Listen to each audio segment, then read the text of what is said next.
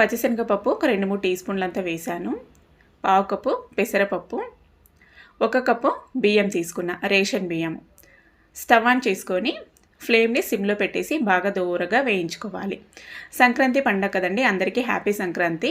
పండగకి స్పెషల్గా అంటూ నేను ఏమీ ప్రిపేర్ చేయలేదు, సింపుల్గా ఈ పొంగల్ అయితే ప్రిపేర్ చేస్తున్నాను. ఈ ప్రాసెస్ చూస్తే మీకు ఆల్రెడీ తెలిసిపోయి ఉంటుంది అనుకుంటా. పొంగల్ ప్రిపేర్ చేస్తున్నాను.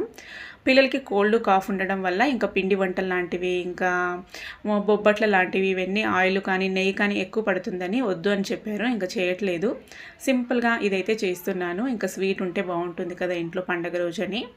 కడిగేసుకొని మీడియం సిమ్లో బాగా వేయించుకున్న తర్వాత మళ్ళీ నీళ్ళు వేసి కడిగేసి 4 కప్పుల నీళ్ళు అయితే వేసాను. నేను ఎలా చేస్తానో ఆ ప్రాసెస్ అయితే చూపిస్తున్నాను.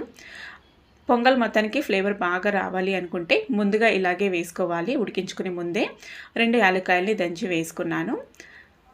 ఒక 3-4 విజిల్ వచ్చిన తర్వాత హై ఫ్లేమ్లో ఉడికించుకున్నామంటే చక్కగా ఇలా ఉడికిపోతుంది. ఇంకా స్వీట్ అంటే బెల్లం మనం తీసుకున్న బియ్యం కప్పుతో 1 కప్పు అయితే తీసుకున్నాను నేను. 1 కప్పు బియ్యానికి 1 కప్పు బెల్లం తీసుకున్నాను. స్వీట్ అయితే బాగా కరెక్ట్గా సరిపోయింది. కొంచెం తగ్గించుకుంటే తగ్గించుకోవచ్చు.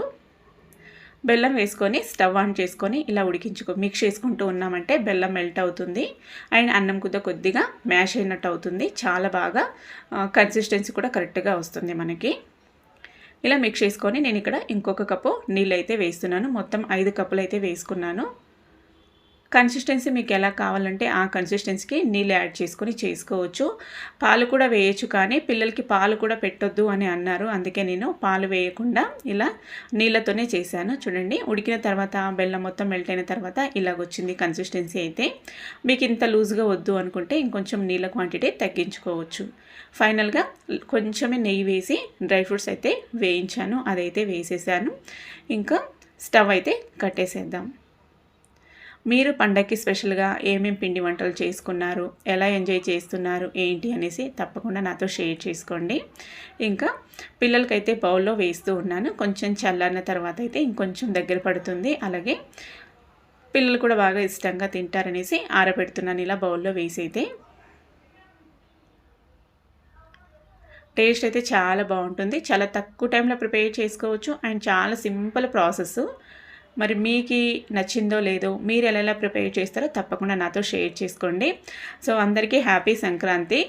ఈ రెసిపీ నచ్చినట్లయితే ఒక లైక్ చేయండి అండ్ ఇలాంటి మరిన్ని హెల్తీ రెసిపీస్ కోసం మన ఛానల్ స్వీటీ కిచెన్ని సబ్స్క్రైబ్ చేసుకొని ఫాలో అవుతూ ఉండండి. స్వీట్ అయితే టేస్ట్ సూపర్ ఉందండి. చాలా తక్కువ టైంలోనే పిల్లల కోసం నేనైతే ఇలా చేశాను. నెక్స్ట్ మళ్ళొక వీడియోతో కలుద్దాం. బాయ్.